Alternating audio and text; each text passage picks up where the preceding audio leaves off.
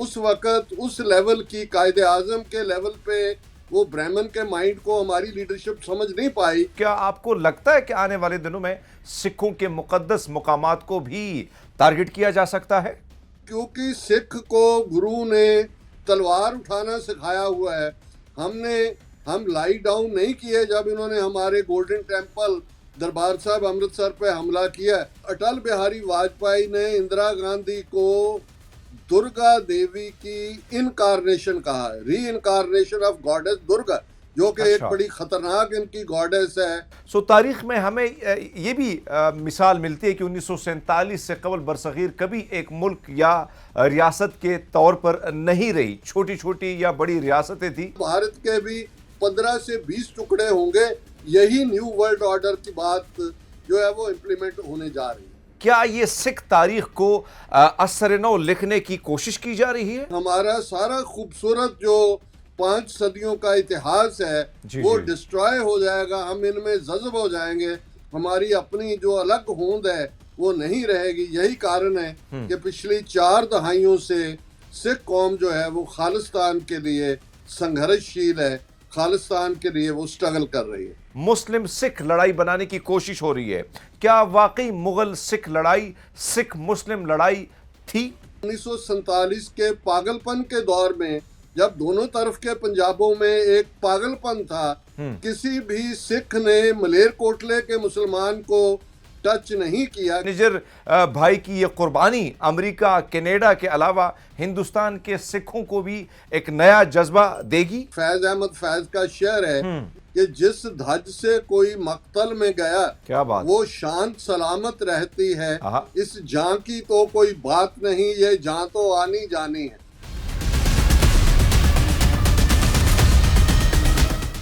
नाज़रीन, मैं हूं आपका मेजबान हरमीत सिंह और आप देख रहे हैं WNN।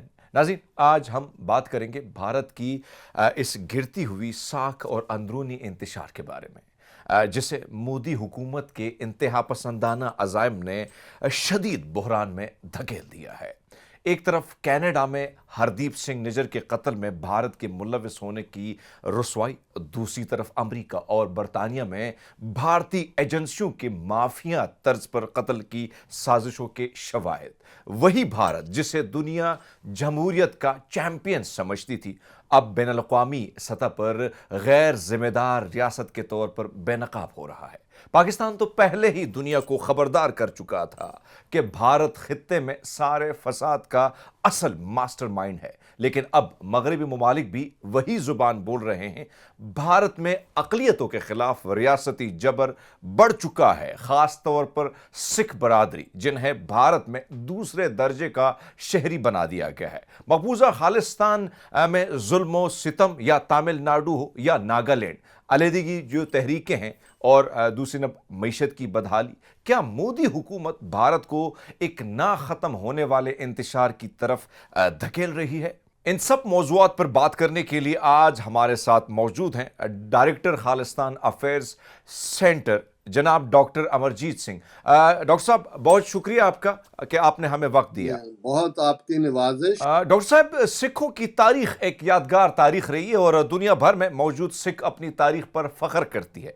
हमने देखा कि माजी में भी सिखों की तारीख पर हमला होता रहा, मगर अब बीजेपी की जानिब से वीर बाल दिवस मनाए जाने के ऐलान ने एक और तनाज़ा पैदा कर दी है। क्या ये सिख तारीख को असर नौ लिखने की कोशिश की जा रही है?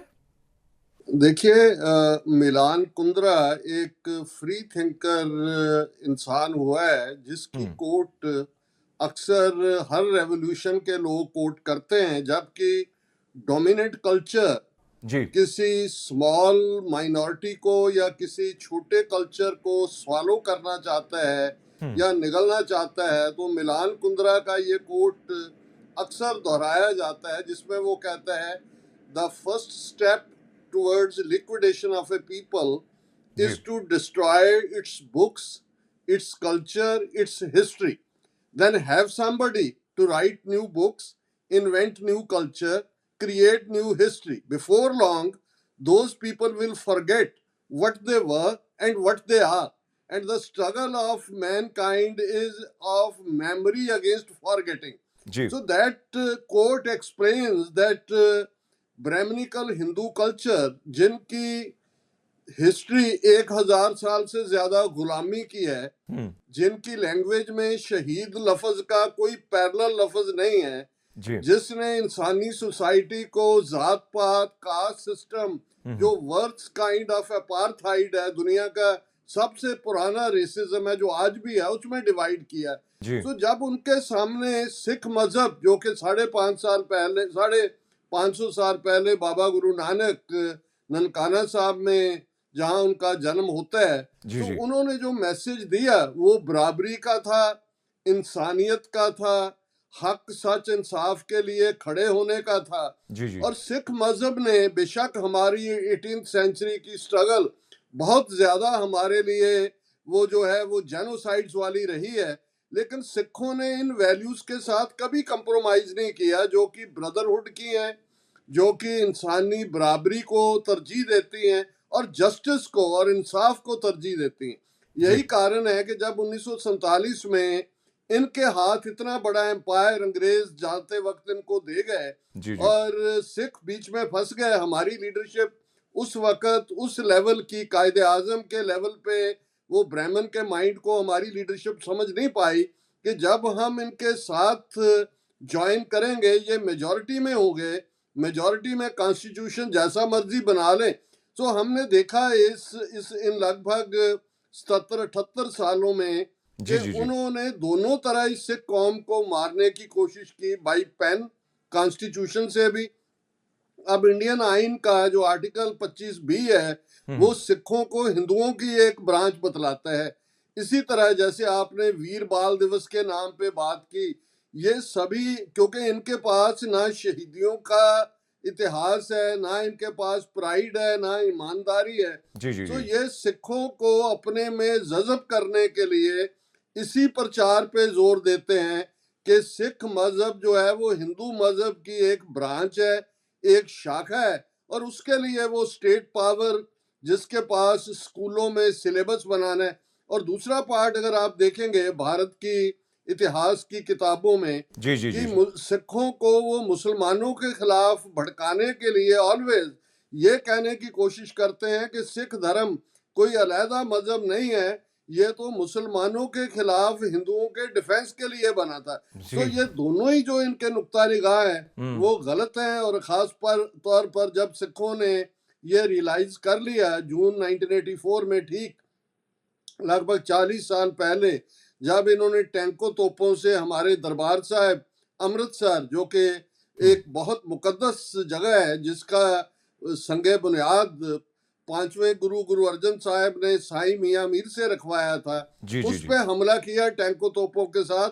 तो सिख कौम इस नतीजे पे पहुंच गई कि अब हम ये भारत के साथ नहीं रह सकते, अलग मुल्क खालिस्तान के बिना हमारी तहजीब, हमारी लैंग्वेज, हमारी तारीख और हमारा सारा खूबसूरत जो 5 सदियों का इतिहास है जी वो जी डिस्ट्रॉय हो जाएगा, हम इनमें जज्ब हो जाएंगे, हमारी अपनी जो अलग होंद है वो नहीं रहेगी। यही कारण है कि पिछली 4 दहाइयों से सिख कौम जो है वो खालिस्तान के लिए संघर्षशील है, खालिस्तान के लिए वो स्ट्रगल कर रही है। जी बिल्कुल सरदार जी, आप दुरुस्त फरमाया आपने कि हम देख रहे हैं कि सिखों और मुसलमानों के साथ एक जैसा रवैया इस वक्त रखा जा रहा है। हिंदुस्तान में हमने देखा कि बाबरी मस्जिद को गिराकर राम मंदिर बना दिया गया। अजमेर शरीफ और कई एक और अहम मसाजिद पर भी दावा किया जा रहा है कि उनके नीचे मंदिर मौजूद हैं। अब जब सिखों की तारीख छेड़ने की जो कोशिश की जा रही है, तो क्या आपको लगता है कि आने वाले दिनों में सिखों के मुकद्दस मुकामात को भी टारगेट किया जा सकता है? पहले हमें समझना होगा कि मोदी जिस पार्टी को रिप्रेजेंट करते हैं, बीजेपी, ये आरएसएस का पॉलिटिकल विंग है। जी जी जी आरएसएस वो जमात है जो 1925 में जब डॉक्टर हेडगेवार ने इसको फाउंड किया और बाद में गोलवलकर ने इसको लीड किया, जी जी जी तो इन्होंने हिटलर को या नाजी पार्टी को अपना आइडियल माना था। और ये बंच ऑफ थॉट्स एक किताब है गोलवलकर की, उसमें उसने कहा है कि जो सोल्यूशन हिटलर ने या नाजियों ने यहूदियों का निकाला है जी जी जी। इनके साथ डील करने का, वही हम भारत में मुसलमानों और ईसाइयों का, क्योंकि ये इस धरती के मजहब नहीं है, इनकी जो पवित्र जो मुकद्दस रिलीजियस प्लेसेस हैं वो भारत के नक्शे से बाहर हैं। जी जी। तो इनके सामने यही चॉइस है, एसिमिलेट और बी रेडी टू एनाइलेट, कि या हमें ज्वाइन करें, हिंदू बन जाएं जो आज उनका सारा जोर लगा हुआ है, या मरने के लिए जैसे स्पेनिश इंक्विजिशन हुई जी। उसको वो सावरकर भी कोट करते हैं। तो अगर आप इस बात को समझेंगे कि जिस पार्टी की बुनियाद ही इस थॉट पे रखी गई है, तो उनकी कोशिश यही है। ये बाबरी मस्जिद जब इन्होंने गिराई 6 दिसंबर 1992 को, तो पार्लियामेंट के गलियारों में ये एक नारा लगा रहे थे बीजेपी वाले कि ये तो पहली झांकी है, मथुरा कांशी बाकी है। और आप देखते हैं कि मथुरा का केस भी अदालत में जाके उसको मंदिर प्रूव करने की कोशिश हो रही है। जी जी जी। काशी बनारस को कहते हैं, पुराना नाम है काशी, बनारस में भी यही है, अजमेर शरीफ का आपने जिक्र किया है, और अब इवन संभल में भी। और आज वहाँ भारत में होली का त्योहार है, और संभल जहाँ की एक बड़ी पुरानी खूबसूरत तामीर की हुई मस्जिद है, वहां से भी ये मंदिर निकाल रहे हैं। और इवन कल उनका जो पुलिस कमिश्नर था संभल का, क्योंकि रमजान का महीना चल रहा है और वहाँ जुम्मे का दिन है, और एक ही वक्त होता है जब जुम्मे की नमाज और होली के लोग बाहर निकलते हैं। तो वो जो उनका पुलिस कमिश्नर है वो कह रहा था कि अगर होली का रंग पड़ने से आपका मजहब खराब होता है तो आप अपने घरों से ना निकले। तो कहने का मतलब ये है कि वहाँ आज हालात ये है, बेशक जी जी जी। भारत में 20 करोड़ से ज्यादा मुसलमान हैं, पर वो एक खौफ और डर में रह रहे हैं। और सिखों के मामले में भी, क्योंकि उन्होंने, जैसे मैंने कहा कि कॉन्स्टिट्यूशनली आईनी तौर पे तो पहले ही उन्होंने हमें हिंदू डिक्लेयर किया हुआ है कि हम हिंदू धर्म की एक ब्रांच हैं। जी जी। लेकिन क्योंकि सिख को गुरु ने तलवार उठाना सिखाया हुआ है, हम लाई डाउन नहीं किए। जब इन्होंने हमारे गोल्डन टेम्पल दरबार साहब अमृतसर पे हमला किया, वहां हमने इंदिरा गांधी को सजा याफ्ता किया है, जनरल वैद्य जिसने फौज भेजी थी उसको सजा याफ्ता किया है। और आज भी पंजाब में किसी ना किसी फॉर्म में ये जो मूवमेंट है ये बराबर चल रही है। और सबसे बड़ी स्ट्रेंथ सिखों की इस वक्त, जो भारतीय मुसलमानों के मामले में नहीं है, यहाँ है डायस्पोरा में भारत के मुसलमान, पर कश्मीरियों को छोड़ के वो सब खौफ में रहते हैं। मुझे उनसे मिलने का इत्तेफाक भी होता रहा, मैं उनको मोटिवेट करने की कोशिश करता हूँ, पर वो इतने डरे हुए हैं कि अमेरिका में भी अपने घरों में वो सीधी बात करने की जगह कान में फुसफुस करते हैं, जैसे कोई यहाँ भी उनकी बात सुन रहा है। सो कश्मीरी लड़ रहा है बराबर, कश्मीरी मुसलमान ने वहाँ जो जुल्म उनके ऊपर हुए और हो रहे हैं इसके बावजूद लड़ रहा है।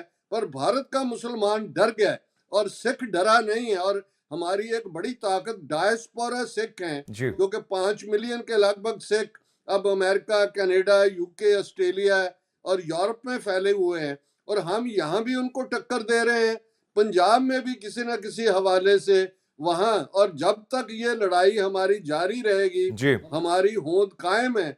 जिस दिन हम में ये कमजोरी आई कि चलो कोई बात नहीं है, जैसा तैसा गुजर कर लो, फिर हमारा वही हाल होगा जो उन्होंने बुद्ध धर्म को मानने वालों का किया। बुद्ध धर्म का खात्मा भी ब्राह्मणों ने शास्त्र और शस्त्र दोनों से किया, जो हथियार आज ये मुसलमानों पे इस्तेमाल कर रहे हैं और सिखों पे इस्तेमाल कर रहे हैं। सरदार जी, आपने फरमाया कि आरएसएस और दीगर इंतहा पसंद तंजीमों की जानिब से ये बताने की कोशिश की जा रही है कि सिख कोई अलग धर्म नहीं है, बल्कि हिंदुओं की हिफाजत के लिए एक बनाई गई जमात है। मगर दूसरी तरफ कोशिश ये भी हो रही है कि मुसलमानों और सिखों के आपस के इत्तेहाद और मोहब्बत की जो तारीख है उसको मुगलों और सिखों की लड़ाई की भेंट चढ़ाकर मुस्लिम सिख लड़ाई बनाने की कोशिश हो रही है। क्या वाकई मुगल सिख लड़ाई सिख मुस्लिम लड़ाई थी?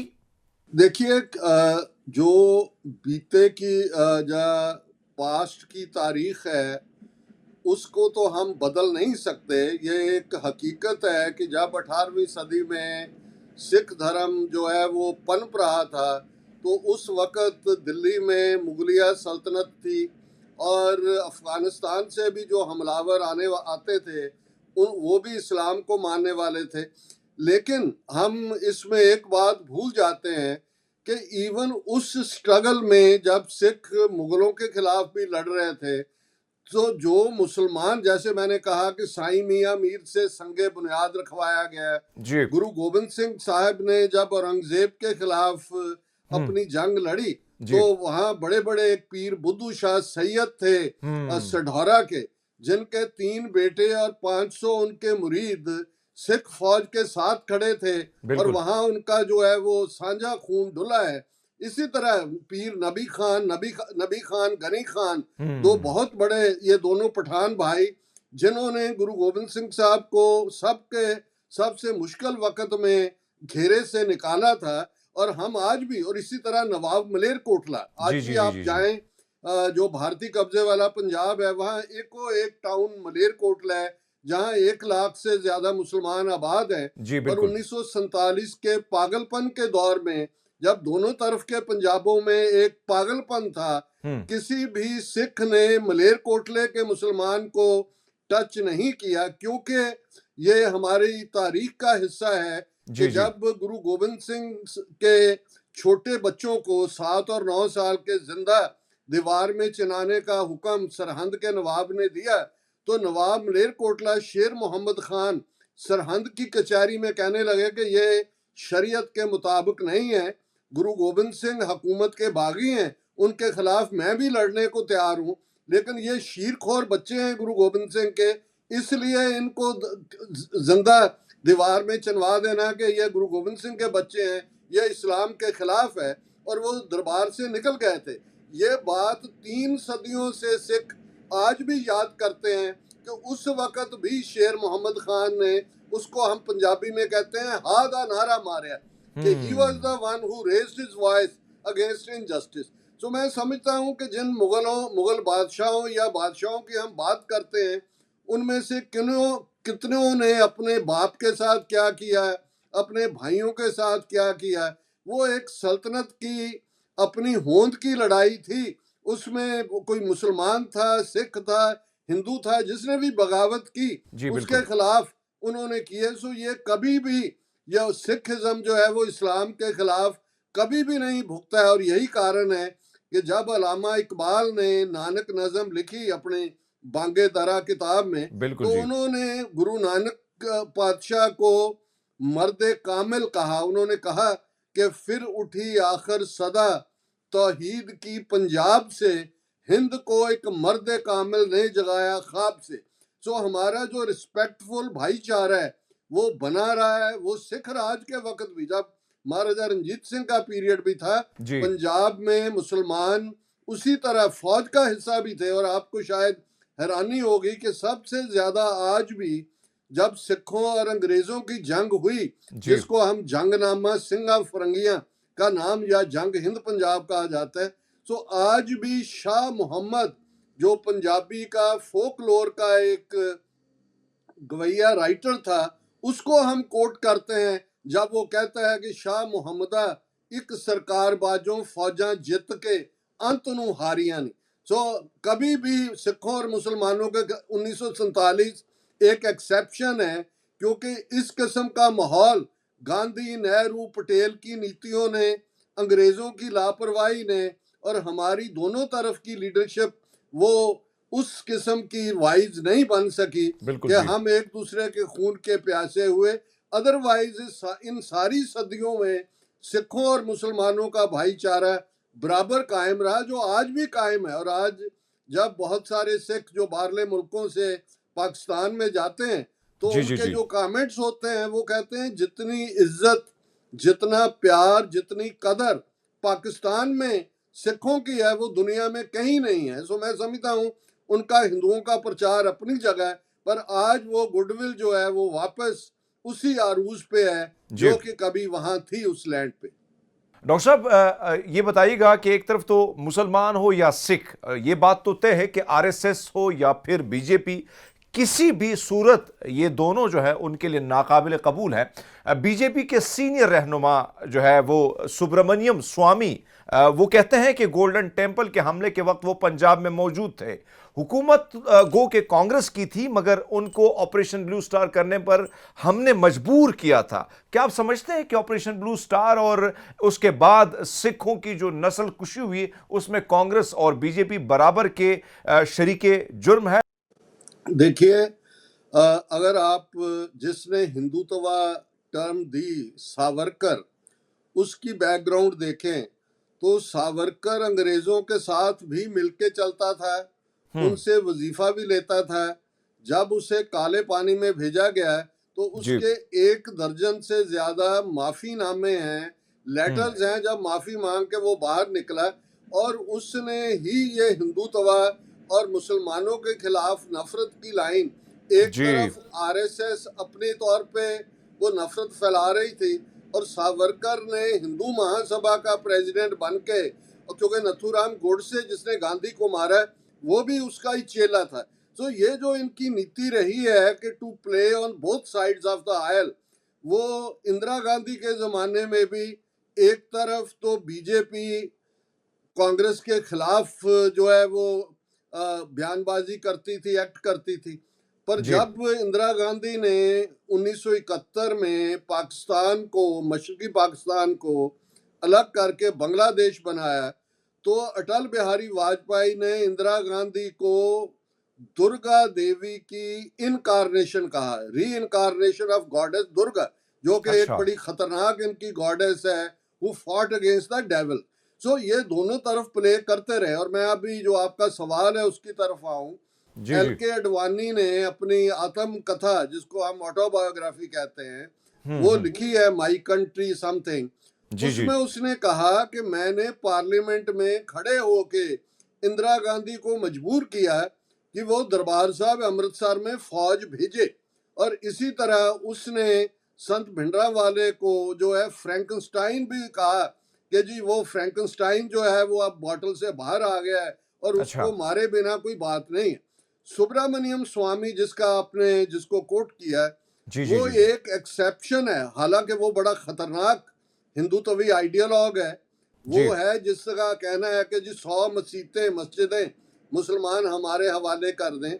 वो यहाँ अमेरिका में हार्वर्ड यूनिवर्सिटी में इकोनॉमिक्स पढ़ाया करता था, और उसने कहा था कि अगर भारत के मुसलमान सीधे नहीं होते तो उन्हें डी फ्रेंचाइज कर देना चाहिए, उनसे वोट का हक ले लेना चाहिए।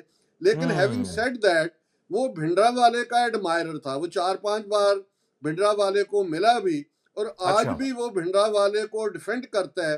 क्योंकि उस वक्त सुब्रमण्यम स्वामी इंदिरा गांधी या इमरजेंसी के वक्त भगौड़ा था, अंडरग्राउंड था, एक सिख रूप में टर्बन बांध के दाढ़ी वाल रख के वो जो है वो घूम रहा था। तो उसने कहीं ना कहीं ये कहने की बात कोशिश की है कि जी क्योंकि भिंडरावाले जो वो लड़ रहे थे वो कम्युनिस्टों के खिलाफ थे, और ऐसा हुआ। पर आपकी बात बिल्कुल दुरुस्त है कि जी। आरएसएस ने from both sides of the oil play किया। हालांकि कोई भिंडरावाले उनके इन्फ्लुएंस में आने वाले नहीं थे, ना ही उन पे असर हुआ। भिंडरावाले इस नतीजे पे पहुंच चुके थे कि अब सिख कौम को जगाने के लिए, उनमें एक नई रूह फूकने के लिए जरूरी है कि शहादत के सफर को लिया जाए।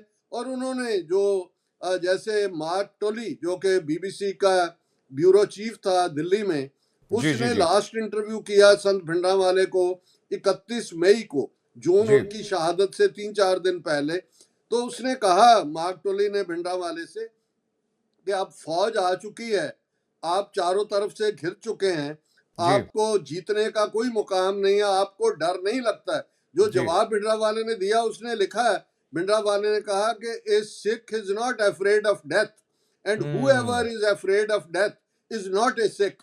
सो भिंडरावाले अपनी जो उन्होंने कौम के लिए करना था चल रहे थे, लेकिन आरएसएस ने बहुत बड़ा रोल प्ले किया हुआ है इंदिरा गांधी को इंस्टिगेट करने का भी। और उसके बाद इनका एक बड़ा आइडियालॉग हुआ नानाजी देशमुख, जी। जी। जिसको जी। नरेंद्र मोदी ने भारत रत्न, जो कि सबसे बड़ा सिविलियन ऑनर है, वो दिया है।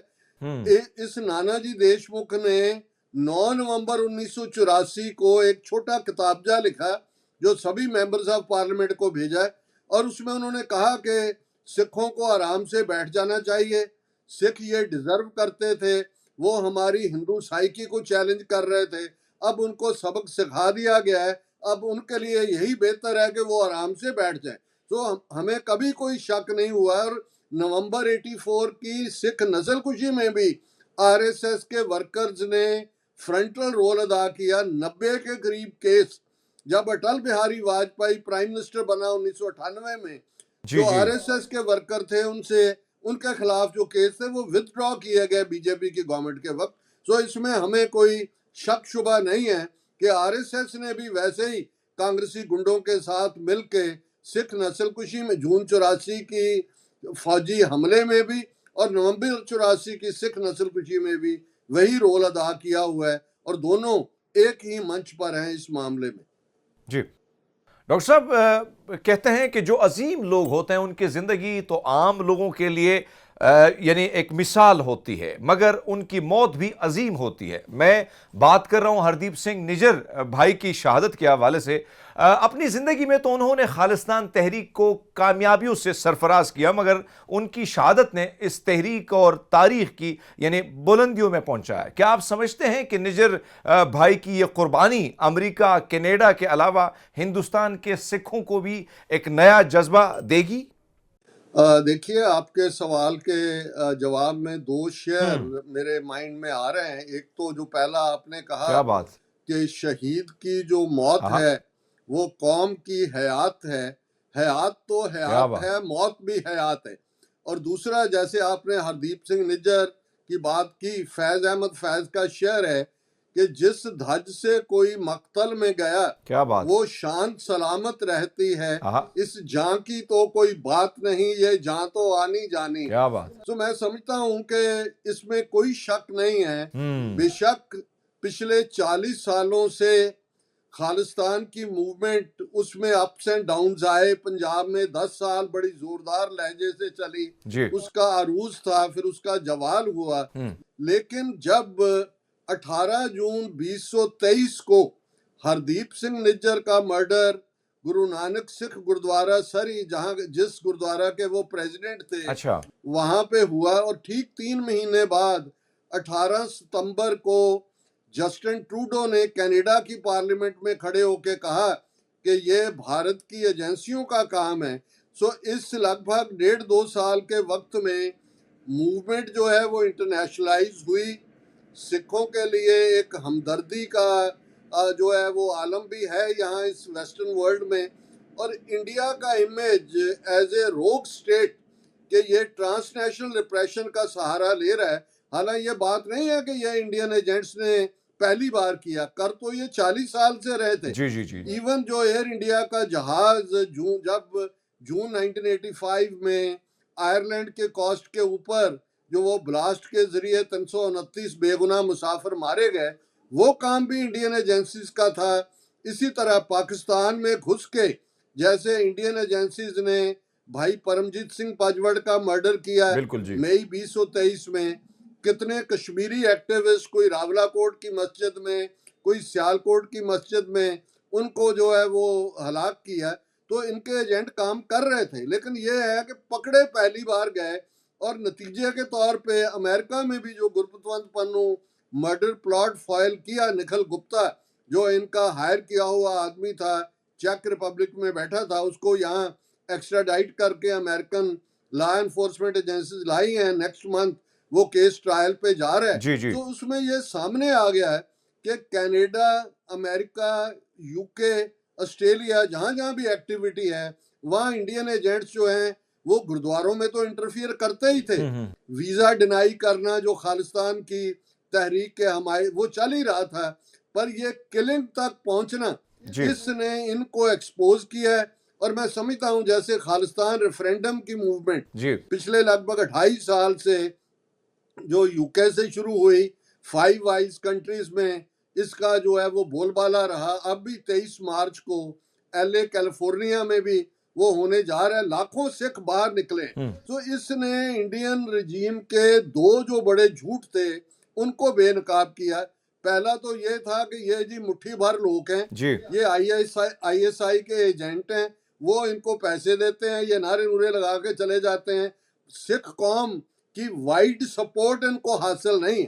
पर जैसे लाखों सिख बाहर निकले, उसने इनका ये झूठ जो है वो इसको एक्सपोज किया। जी और दूसरा इंडिया है जो दुनिया में कभी गांधी के नॉन वायलेंस या कभी बुद्धा के नाम पे या कभी अपने आप को एक largest democracy on this planet कह के वेस्टर्न वर्ल्ड को जो है उनके आंखों में जो है वो मिट्टी डाल रहे थे, ये एक्सपोज हुए हैं कि ये तो इवन सोवियत यूनियन ने भी कभी, जब कोल्ड वॉर थी, उनकी केजीबी ने अमेरिका कनाडा में किसी अमेरिकन या कैनेडियन सिटीजन को नहीं मारा है। जी जी ये तो उनसे भी आगे निकल गए हैं। और मैं समझता हूँ कि ये हमारा अगेन जिसको ये कहा जाए कि खालिस्तान की मंजिल अब हमारे करीब नजर आ रही है, क्योंकि जैसे जो कुछ यहाँ चल रहा है प्रेसिडेंट ट्रंप के आने के बाद, पुराना वर्ल्ड ऑर्डर जो 1945 के बाद 80 साल से था, वो अब सारा जो वह टूट फूट रहा है। New map making on the horizon है, नई पावर स्ट्रगल्स चल रही हैं। और हम ये उम्मीद करते हैं कि इसमें 3 न्यूक्लियर पावर्स भारत, चाइना और पाकिस्तान के बीच में दरियाए जमुना से वाघा सरहद तक इंडिपेंडेंट सॉवरन नेशन खालिस्तान भी जो है वो अपनी लिबरेट होगा। वो वक्त जो है वो काफी करीब आता नजर आ रहा है। अच्छा डॉक्टर साहब, हमने देखा कि खालिस्तान तहरीक की जो कामयाबी है उसमें हिंदुस्तान से बाहर मौजूद सिख कम्युनिटी ने तो बेशबहा कुर्बानियाँ दी हैं, लेकिन हमने ये भी देखा कि कनाडा से लेकर न्यूजीलैंड तक का जो सिख है वो खालिस्तान के हुसूल के लिए यकजुबां है। क्या आप समझते हैं कि ये वक्त है कि हिंदुस्तान के अंदर मौजूद सिख कम्युनिटी भी अब अपना किरदार अदा करे और खालिस्तान की आवाज़ बुलंद करे? देखिए, इसमें कोई शक नहीं है कि जो जुल्म पंजाब के लोगों ने पिछली 4 दहाइयों में सहारे हैं, एक अगर रफ अंदाजा लगाएं तो 1.5 लाख से ज्यादा सिख नौजवान इस दौर में शहीद किए गए। और यही भी एक बड़ा कारण है कि बहुत बड़ी गिनती में वहां से सिख नौजवान जो है वो हिजरत करके इन वेस्टर्न या ये 5 आइज कंट्रीज जिनका आपने जिक्र किया इसमें आए हैं, जी क्योंकि जी पंजाब बिल्कुल अनसेफ है। दूसरी तरफ इकोनॉमिकली भी इन्होंने हमारा जो ओनली सोर्स पानी है, जी दरियाई पानी, उसको लूट के राजस्थान, हरियाणा, हिंदी स्पीकिंग स्टेट्स को दिया है। तो वहाँ इकोनॉमिकल अपॉर्चुनिटीज भी नहीं है। लेकिन कई बार कुछ मौके एक पैमाना होता है देखने का।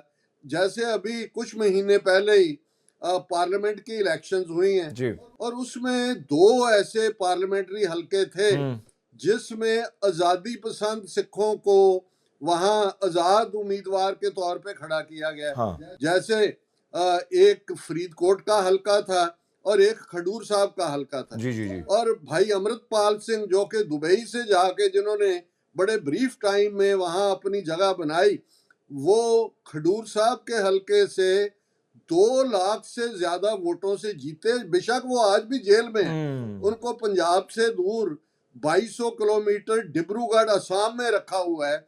उनको अभी तक भी जैसे रशीद इंजीनियर जो बारामूला से जीते, उनको भी सिर्फ ओथ टेकिंग के लिए जेल से लाया गया, वैसे छोड़ा नहीं गया। वैसे ही अमृतपाल सिंह को ओथ टेकिंग के लिए लाया गया। जी इसी तरह दूसरा कैंडिडेट शहीद बेअंत सिंह जिसने इंदिरा गांधी को मारा था, उसका बेटा सरबजीत सिंह वो मेंबर पार्लियामेंट बना, कुछ महीने पहले की बात जी है। बिल्कुल तो मैं ये कहना चाहता हूँ कि ये जिनको भुलेखा है कि शायद पंजाब के सिख डर चुके, ऐसा नहीं है। वो एक अपॉर्चुनिटी के इंतजार में है। पंजाब को ये बहुत खज्जल खवार कर रहे हैं। पंजाब में डेलिबरेटली ड्रग्स ला के पंजाब की नौजवानी को उस तरफ लगा रहे हैं। गैंगस्टर कह के झूठे पुलिस मुकाबलों में मारने का सिलसिला भी शुरू किया हुआ है। सो हम होप करते हैं कि जब अब इंटरनेशनली इंडिया एक्सपोज हो रहा है अच्छी तरह, तो वो वक्त आएगा जब यूनाइटेड नेशंस की मुदाखलत के तहत जम्मू कश्मीर में भी रेफरेंडम होगा, पंजाब में भी होगा। तब लोग बेखौफ होके अपने जो है वो जज्बों का इजहार कर पाएंगे। जी। इस वक्त तो वहां जो थोड़ी बहुत आवाज भी उठाता है, अगर एक इलेक्टेड कैंडिडेट जो 2 लाख वोटों से जीता है अमृतपाल सिंह, मोदी को भी इतनी वोट नहीं मिली जितनी उसने ली है, लेकिन उसको नेशनल सिक्योरिटी एक्ट लगा के 2200 किलोमीटर दूर पंजाब से वहां डिब्रूगढ़ असम में रखा हुआ है। तो वो शो करता है कि पंजाब में भी बराबर उसी, आज तो सोशल मीडिया एक बहुत बड़ा गेम चेंजर है। जो कुछ हम यहाँ करते हैं पंजाब वालों को पता लगता है, जो वहाँ एक्टिविटी होती है वो उसको हम यहाँ से इन्फ्लुएंस करते हैं। सो ये ग्राउंड इज रेडी, जमीन नम है, अब जरखेज भी है और नम भी है। अब इसमें जो है वो फ्रक्टिफाई ये होगी, इसमें कोई शक शुबा नहीं। डॉक्टर साहब, आपने जो फरमाया कि 1945 के वर्ल्ड ऑर्डर का जो यानी इस वक्त जो तज़किरा आया, सो तारीख़ में हमें ये भी मिसाल मिलती है कि 1947 से कबल बरसग़ीर कभी एक मुल्क या रियासत के तौर पर नहीं रही। छोटी छोटी या बड़ी रियासतें थी, मगर अंग्रेज़ जब बरसग़ीर में आता है तो अपना इंतज़ामी उमूर जो है उसको बड़े आसान तरीके से उन्होंने तमाम तर चीज़ों को यकजा किया। हम देख रहे हैं कि 1945 का जो वर्ल्ड ऑर्डर है वो बहुत तेज़ी से तब्दील हो रहा है। क्या आप समझते हैं कि हिंदुस्तान के अंदर से भी बरसग़ीर की पुरानी रियासतें दोबारा वजूद पा सकती हैं? देखिए, आपने एक बहुत इम्पोर्टेंट अहम नुक्ते की तरफ पॉइंट आउट किया। इंडिया, अगर मैं मुल्क ना भी कहूँ, सब कॉन्टिनेंट कहूँ, तो ये जो सब कॉन्टिनेंट है ये इमिग्रेंट्स ने बनाया है। जैसे नॉर्थ अमेरिका की जब हम बात करते हैं तो यहाँ रेड इंडियंस, जिनको नेटिव अमेरिकन कहते हैं या नेटिव कैनेडियंस, उनका मुल्क तो ये कह सकते हैं, लेकिन 95% लोग अमेरिका कनाडा में जो हैं वो बाहरले मुल्कों से है। इसी तरह जो सब कॉन्टिनेंट है उसमें 6 से 7% जिनको आदिवासी या ट्राइबल्स कहते हैं, जिनमें जी जी। एक दो ट्राइब, जैसे भील ट्राइब है सेंट्रल इंडिया में, वो ओरिजिनल है। 95% लोग सब कॉन्टिनेंट में वो सेंट्रल एशिया से, यूरोप से, अफ्रीका से आए। यही कारण है कि आज इवन इंडिया की आप करेंसी देखें, नोट, उस पे 22 लैंग्वेजेस हैं जो रिकग्नाइज लैंग्वेजेस हैं। अगर डायलेक्ट्स की बात करें तो वो 6000 के लगभग डायलेक्ट है। आप अब जो नॉर्थ ईस्ट असम में रहता है उसका कुछ भी कॉमन नहीं है पंजाब के रहने वाले के साथ। जो पंजाब का है उसका तमिल के रहने वाले से कुछ भी कॉमन नहीं है। और ये तो अंग्रेजों ने 100 साल लिया। 1757 में प्लासी का जंग हुआ जब उन्होंने बंगाल को कंकर किया, और 1849 में उन्होंने पंजाब को कंकर किया। तो बीच में 100 साल उनको लगा साउथ से नॉर्थ तक आते हुए। और जाते वक्त एक ये एडमिनिस्ट्रेटिव यूनिट थी, उन्होंने क्योंकि रेलवे सिस्टम डेवलप किया अपने राज की सहूलत के लिए, और जाते वक्त वो एक बड़ा खिता इनको दे गए। यही कारण है कि आज भारत के 10 से ज्यादा सूबों में जो आज़ादी की तहरीकें चल रही हैं, नागालैंड की तहरीक एकदम बाद 47 के शुरू हुई। आज हम देखते हैं कि मणिपुर, जहाँ के कुकी क्रिश्चियन ट्राइब एक तरफ हैं, माईताई हिंदू ट्राइब एक तरफ है, और ऑलरेडी 2 मुल्क विद इन मणिपुर बन चुके हैं। इसी तरह हम ये देखते हैं कि बांग्लादेश की लिबरेशन के बाद, शेख हसीना के जाने के बाद, त्रिपुरा में और दूसरी जगह के जो लोकल मूवमेंट्स क्रश कर दी थी इंडियन एजेंसियों ने शेख हसीना की मदद लेके, वो वापस खड़ी हो गई हैं। और सेंट्रल इंडिया से लेके नेपाल तक 10 सूबों में, जिसको नक्सलाइट मूवमेंट कहते हैं, मार्क्सिस्ट लीनिंग की, क्योंकि बहुत गुर्बत है उस बेल्ट में, वो वहाँ पे है। कश्मीर की आज़ादी, उसके लिए जितना खून हमारे कश्मीरी बहादुर भाइयों बहनों ने जो है वो उस धरती पे गिराया है, उनको सलाम है हमारा। इसी तरह सिख तारीख है। सो लय दे करके जो हिंदू लैंड है, कऊ बेल्ट है, वो तो वही 4-5 स्टेट्स हैं गंगा जमनी तहजीब की, जिसमें यूपी है, राजस्थान है, मध्य प्रदेश है, उत्तराखंड है। यही ओरिजिनल हिंदू तहजीब का क्रेडल था, अल्टीमेटली भी यही रहेगा। जैसे सोवियत यूनियन एक आर्टिफिशियल मुल्क था, 15 टुकड़े उसके हुए। युगोस्लाविया को मार्शल टीटो ने टुगेदर किया था, उससे हमने देखा सर्बिया निकला, क्रोशिया निकला, जो है वो बॉस्निया हर्जेगोविना निकला, मैसेडोनिया निकला, कोसोवो निकला, 6-7 टुकड़े हुए। इसी तरह भारत के भी 15 से 20 टुकड़े होंगे। यही न्यू वर्ल्ड ऑर्डर की बात जो है वो इम्प्लीमेंट होने जा रही है। नाज़रीन, आज की गुफ्तगू में हमने भारतीय हुकूमत के उन घिनौने इक़दामात पर रोशनी डाली। ये वक्त है कि दुनिया भारत के झूठे जमहूरी नकाब को मुकम्मल तौर पर हटाकर उसके असल चेहरे को पहचानने और उसके खिलाफ सख्त कार्रवाई करे। ये थी आज की खसूसी नशस्त। आपकी राय हमारे लिए नहायत अहम है। अपने ख्यालात हमारे साथ ज़रूर शेयर कीजिएगा। अपना बहुत सारा ख्याल रखिएगा। अल्लाह हाफिज़।